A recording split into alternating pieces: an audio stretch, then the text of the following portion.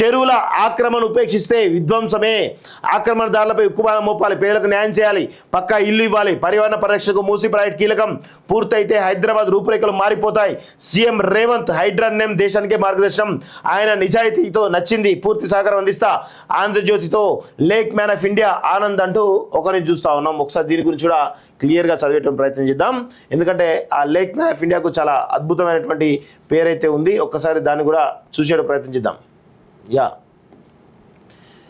చెరువుల ఆక్రమణలు కనికరిస్తే విధ్వంసమే. ఆక్రమణదారులపై ఉక్కుపాదం మోపాలి. బిల్డర్లు భూ మాఫియాతోనే చెరువులకు ఈ దృష్టి చూస్తున్నాం. హైడ్రా కమిషనర్ రంగనాథ్తో కలిసి హైదరాబాద్లోని ఓ చెరువును పరిశీలిస్తున్నటువంటి ఆనంద్ అంటూ ఒకరిని చూస్తా ఉన్నాం. సో టెక్కి నుంచి పర్యావరణవేత్తగా మారారు. 7 ఏళ్లలో 115 చెరువులను పునరుద్ధరించారు. 12 రాష్ట్రాలకు సలహాదారుగా ఉన్నారు.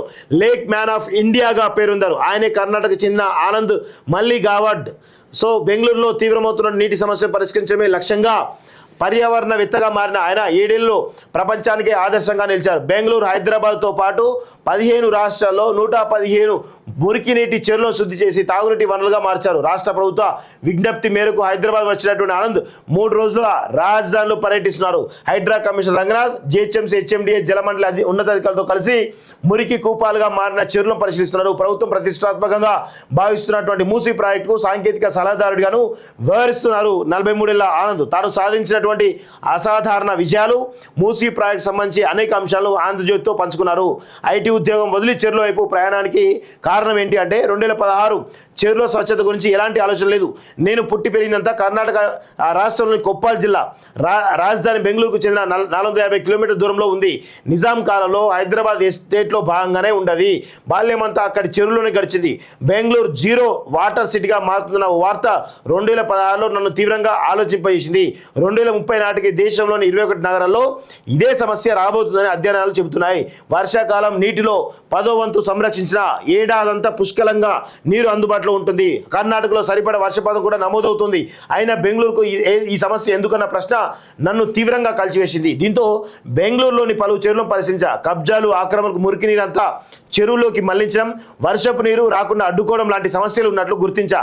క్యాలసన హల్లి చెరువును బాగు చేయాలని నిర్ణయించా. నేను పనిచేస్తున్న కంపెనీని సంప్రదించగా సీసీఆర్ నిధుల నుంచి 90 లక్షలు అందించారు.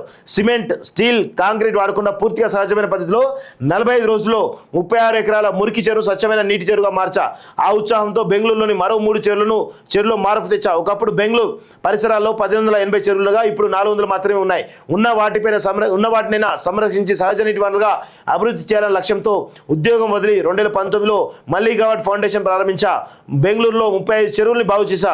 హైదరాబాద్ చంద్రనగర్లోని 5 ఎకరాల బక్షికుంట, మియాపూర్ దీప్తి నగర్లోని 18 ఎకరాల రేగులకుంట చెరువులతో పాటు వివిధ రాష్ట్రాల్లో 115 చెరువులను స్వచ్ఛ తటకాలుగా మార్చామని చెప్తాను. నిజంగా హ్యాట్స్ ఆఫ్ చెప్పాలి ఆయనకి. ఎందుకంటే ఒక ఆలోచన అనేది ఏ విధంగా మార్పిస్తుందో మనం అర్థం చేసుకోవాలి.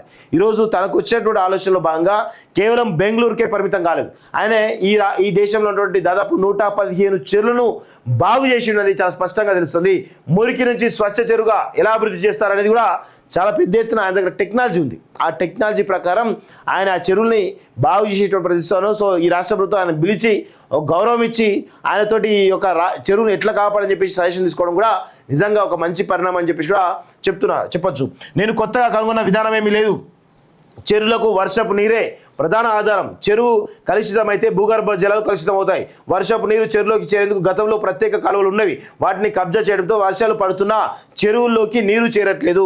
మరోవైపు మురుగు చెరువుల్లోకి మళ్లిస్తున్నాం. ఇది జలవాయు కాలుష్యానికి దారితీస్తుంది. చెరువులోకి మురుగునీరు చేరకుండా కట్టడి చేయడం, వర్షపు నీటి మళ్లించడంపైనే ప్రధానంగా దృష్టి పెడతా.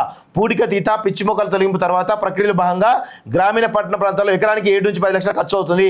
నగరాల్లో అయితే 15 నుంచి 20 లక్షల వరకు అవుతుంది. శుద్ధి చేసిన చెరువులు క్రమంగా నీటి నాణ్యతతో పాటు భూగర్భ జలాలు పెరుగుతూనే ఉంటాయి. వాయు కాలుష్యం తగ్గుతుంది, జీవ వైద్యం పెరుగుతుంది, ప్రజలకు ఆరోగ్యకరమైనటువంటి గాలి లభిస్తుంది. సో మొత్తానికైతే lake man of India Anand తోటి ఈ రాష్ట్ర ప్రభుత్వం మరి ఒక మ్యూచువల్ భాగస్వామ్యంతో ఈ చెరువుల పునరుద్ధరణ ఏవైతే ఉందో దాన్ని చేయడానికి చాలా సీరియస్గా ప్లాన్ చేసినట్టు తెలుస్తోంది.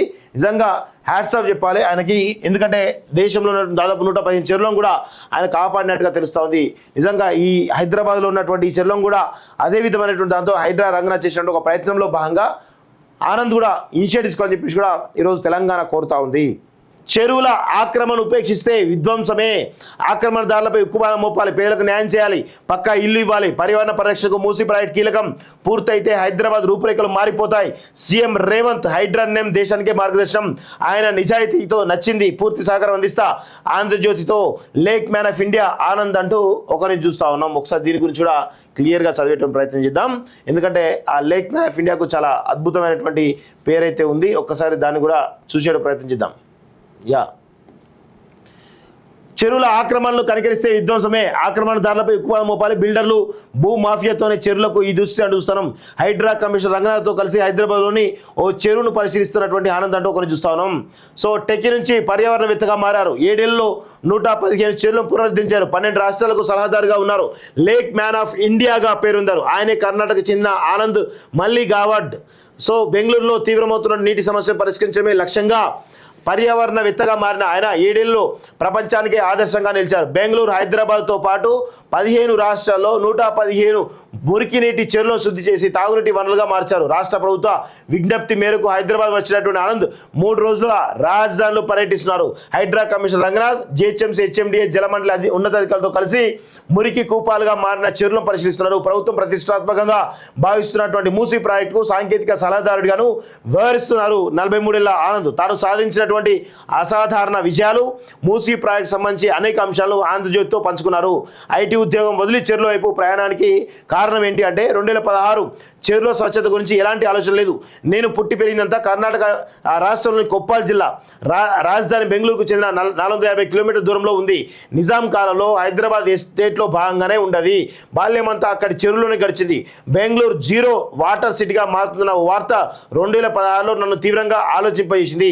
2030 నాటికి దేశంలోని 21 నగరాల్లో ఇదే సమస్య రాబోతుందని అధ్యయనాలు చెబుతున్నాయి. వర్షాకాలం నీటిలో 10వ వంతు సంరక్షించిన ఏడాదంతా పుష్కలంగా నీరు అందుబాటులో ఉంటుంది. కర్ణాటకలో సరిపడ వర్షపాతం కూడా నమోదవుతుంది. అయినా బెంగళూరుకు ఈ సమస్య ఎందుకన్న ప్రశ్న నన్ను తీవ్రంగా కలిచివేసింది. దీంతో బెంగళూరులోని పలు చెరువులను పరిశీలించా. కబ్జాలు, ఆక్రమణకు మురికి నీరంతా చెరువులోకి మళ్లించడం, వర్షపు నీరు రాకుండా అడ్డుకోవడం లాంటి సమస్యలు ఉన్నట్లు గుర్తించా. క్యాలసన హల్లి చెరువును బాగు చేయాలని నిర్ణయించా. నేను పనిచేస్తున్న కంపెనీని సంప్రదించగా సీసీఆర్ నిధుల నుంచి 90 లక్షలు అందించారు. సిమెంట్, స్టీల్, కాంక్రీట్ వాడకుండా పూర్తిగా సహజమైన పద్ధతిలో 45 రోజుల్లో 36 ఎకరాల మురికి చెరువు స్వచ్ఛమైన నీటి చెరువుగా మార్చా. ఆ ఉత్సాహంతో బెంగళూరులోని మరో 3 చెరువులో మార్పు తెచ్చా. ఒకప్పుడు బెంగళూరు పరిసరాల్లో 1880 చెరువులుగా ఇప్పుడు 400 మాత్రమే ఉన్నాయి. ఉన్న వాటినైనా సంరక్షించి సహజ నీటి వనరుగా అభివృద్ధి చేయాలనే లక్ష్యంతో ఉద్యోగం వదిలి 2019లో మల్లి గౌడ్ ఫౌండేషన్ ప్రారంభించా. బెంగళూరులో 35 చెరువుల్ని బాగు చేశా. హైదరాబాద్ చంద్రనగర్లోని 5 ఎకరాల బక్షికుంట, మియాపూర్ దీప్తినగర్లోని 18 ఎకరాల రేగులకుంట చెరువులతో పాటు వివిధ రాష్ట్రాల్లో 115 చెరువులను స్వచ్ఛ తటకాలుగా మార్చామని చెప్తున్నాం. నిజంగా హ్యాట్స్ ఆఫ్ చెప్పాలి నాకు. ఎందుకంటే ఒక ఆలోచన అనేది ఏ విధంగా మార్పిస్తుందో మనం అర్థం చేసుకోవాలి.